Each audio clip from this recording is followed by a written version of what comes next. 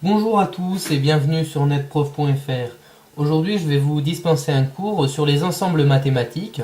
C'est un cours qui s'adresse aux élèves de seconde. C'est un cours assez simple mais qu'il convient de bien maîtriser car plus tard vous utiliserez ces notions dans des exercices un petit peu plus complexes.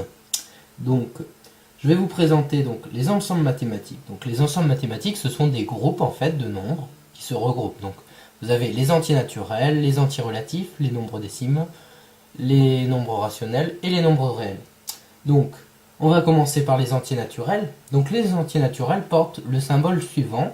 Donc, c'est un n, doublé ici. C'est un n. Hein. Et donc, qu'est-ce que c'est qu'un entier naturel? C'est un nombre qui est entier, donc sans virgule, et qui est positif. Donc, ça forme un ensemble qu'on va noter n, et qui est égal eh bien, un nombre entier qui est positif. Donc forcément, on a 0, on a 1, on a 2, on a 3, on a 4, etc. Je dirais, jusqu'à presque l'infini, quoi. Voilà.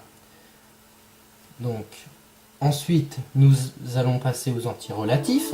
Les entiers relatifs, donc un entier relatif, c'est un nombre entier, comme pour les entiers naturels, qui peut être positif, mais également négatif. Donc attention, le symbole, c'est un Z, doublé ici, et donc qui forme Z égale à l'ensemble. Donc ça peut être un nombre entier qui est négatif, donc moins 99, moins 98, etc. Donc je vous épargne ici, donc par exemple, je sais pas, moins 3, moins 2, moins 1, 0, 1, 2, etc. Donc qui est positif ici et négatif ici. Donc notez bien que n est inclus dans z évidemment. Cette partie-là, ça ressemble franchement à n, c'est les entiers naturels. Donc on note n, entier naturel, inclus dans z. D'accord? Ensuite, on va passer au nombre décimal, qui porte pour symbole d, comme décimal. D'accord? Donc, un nombre, pour le nombre décimal, on considère que c'est un nombre qui peut s'écrire sous la forme a divisé par 10 à la puissance n. Alors, qu'est-ce que c'est que ce a? Alors, ce a, c'est un entier relatif, donc sans virgule. Et le petit n qui est en exposant ici, ça doit être un entier naturel. Donc, on se reporte ici. D'accord? Donc, je vais prendre un exemple. Par exemple, je vais dire 1,45. Est-ce un nombre décimal? Eh bien oui. Pourquoi? Parce que ça peut se mettre sous cette forme. Pourquoi? Parce que 1,45 c'est égal, si je ne m'abuse, à 145 divisé par 100. Je décale ma virgule de 2 rangs, vous êtes d'accord avec moi? Donc ça, 100 c'est 10 puissance 2. Ça peut aussi s'écrire 145 divisé par 10 à la puissance 2. Donc 2 c'est bien un entier naturel. A, je vous rappelle que c'est un entier relatif. Donc 145 c'est bien un entier relatif. Donc voilà. Donc vous avez par exemple un 45, un 35, etc. Donc par contre, un nombre comme un tiers, ça ne peut pas se mettre sous cette forme-là. C'est pourquoi il existe les nombres rationnels. Donc un nombre rationnel, c'est un nombre qui peut s'écrire sous la forme A divisé par B. Évidemment, ça, il y a un symbole, c'est le symbole Q, comme quotient, la première lettre. Donc, A sur B, ça peut se mettre. A est un entier relatif, comme pour ici, et B est un entier relatif également, mais qui est différent de 0. Attention, B est différent de 0. Pourquoi? Parce que tout simplement, là, le quotient n'existe pas si le dénominateur, en l'occurrence, est égal à 0. Donc, par exemple, on a moins 2 tiers, qui appartient bien au nombre rationnel. Donc ici, moins 2 tiers, c'est un nombre rationnel.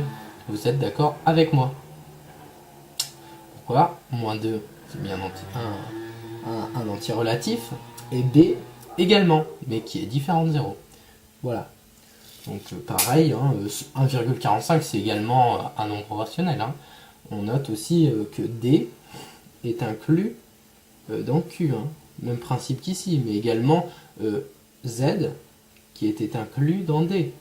Pourquoi? Parce que tout simplement, vous avez Z, un 2, et ça peut se mettre sous cette formule ci également. Vous voyez ce qu'on appelle l'inclusion avec le symbole C. Enfin, je vais passer au dernier ensemble. Hein. Notez qu'il y a un autre ensemble, mais que vous verrez plus tard, qui s'appelle, donc quand vous verrez le chapitre des nombres complexes, hein, ce sont les nombres imaginaires. Donc, vous connaissez également d'autres nombres qui sont appelés irrationnels.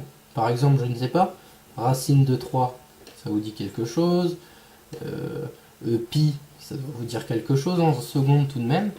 Eh bien ça, c'est des nombres qu'on appelle les nombres irrationnels. C'est un groupe en fait. Hein. Il y en a d'autres. Donc les irrationnels, donc les nombres réels. Le symbole, pardon, je l'ai oublié, c'est R, comme ça, avec une barre. Donc c'est les nombres réels. Et donc les nombres réels sont composés des nombres rationnels, donc tout ça également, plus des nombres irrationnels qui se trouvent ici. Et notez évidemment que Q est inclus dans les nombres réels. Donc pour comprendre un petit peu ces inclusions, je vais vous faire un patatoïde qui va permettre de mieux comprendre un petit peu. Donc on part des entiers naturels. Vous êtes d'accord?